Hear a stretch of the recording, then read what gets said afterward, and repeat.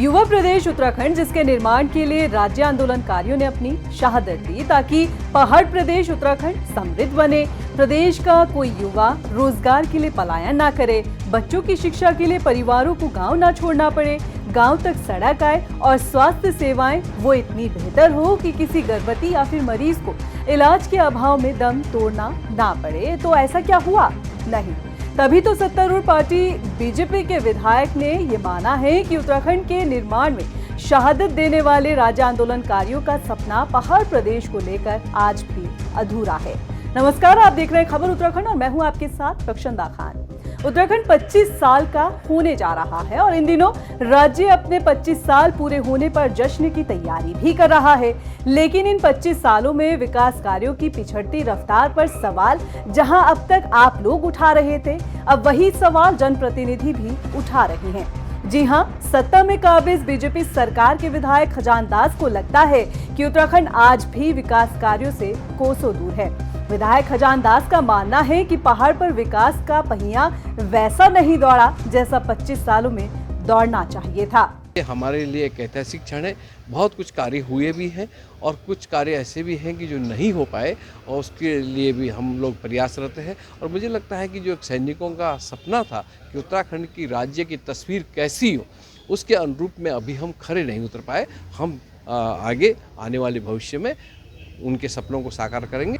सुना आपने, ये वही हकीकत है जो आपको हम अपनी रिपोर्ट के जरिए आए दिन दिखाते हैं। 24 अक्टूबर को भी हमने आपको एक रिपोर्ट दिखाई थी जिसमें ये बताने की कोशिश की थी कि पहाड़ पर आज भी समस्याएं पहाड़ जैसी ही है, लेकिन आम लोगों की सुनने वाला कोई नहीं है। अब चौखुटिया का ही हाल देख लीजिए। ग्रामीण बदहाल स्वास्थ्य सेवाओं के खिलाफ 2 अक्टूबर से प्रदर्शन कर रहे हैं, अनशन किया, रैली निकाली, जल समाधि लेने की कोशिश की, लेकिन जब कोई समाधान नहीं निकला तो आखिर में लामबंद हुई क्षेत्र की जनता 400 किलोमीटर का फासला तय कर राजधानी देहरादून आ रही है।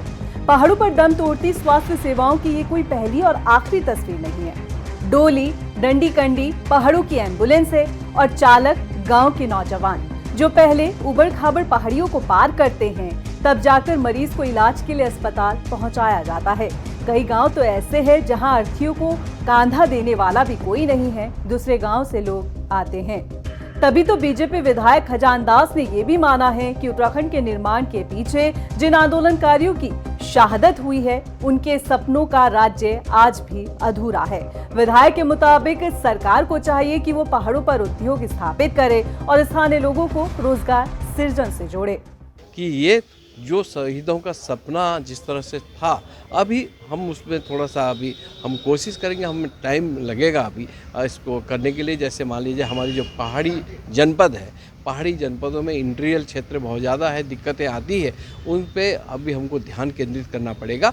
और जब तक हम पहाड़ में कोई उद्योग स्थापित नहीं करेंगे, रोज़गार को रोकने की कोशिश नहीं करेंगे कि ऊपर का रोज़गार यानी कि पहाड़ का जो रोज़गार है, जो युवा हैं वो वहीं पर अपने रोज़गार करें, स्थापित करें अपने आप को, इस तरह से हमको एक पहल करनी पड़ेगी।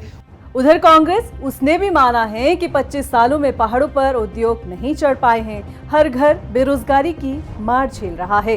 कांग्रेस पार्टी तो लगातार कह रही है कि प्रदेश में विकास नाम की चिड़िया दूर दूर तक नजर नहीं आ रही है, घर घर में बेरोजगारों की फौज खड़ी हुई है, बेटियां आज सुरक्षित नहीं हैं और उद्योग पहाड़ नहीं चढ़ रहे हैं, विकास का पहिया रुक गया है। और इसी सच्चाई को भाजपा के विधायक खजान दास जी ने भी स्वीकार किया है कि पहाड़ में विकास नहीं हो रहा है, उद्योग पहाड़ नहीं चढ़ रहे हैं। उस बारे में सरकार को सोचना पड़ेगा। अब सरकार कब सोचेगी? कांग्रेस वो पार्टी है जिसने राज्य गठन के बाद प्रदेश की बागडोर को संभाला। शुरुआत में जनता ने 5 साल कांग्रेस तो 5 साल बीजेपी को मौका दिया। उत्तराखंड के इतिहास में ऐसा पहली बार हुआ कि किसी पार्टी ने सत्ता को रिपीट किया हो। बावजूद इसके सरकारों ने जनहित के मुद्दों के बजाय राजनीतिक लाभ को ही अपना आधार माना। क्या आप भी हमारी इस रिपोर्ट से सहमत हैं? अगर आप हमारी इस रिपोर्ट से सहमत हैं तो जरूर कमेंट करें और बताएं कि आपके क्षेत्र में विकास का पहिया कहां तक दौड़ा। नमस्कार, आप देख रहे थे खबर उत्तराखंड।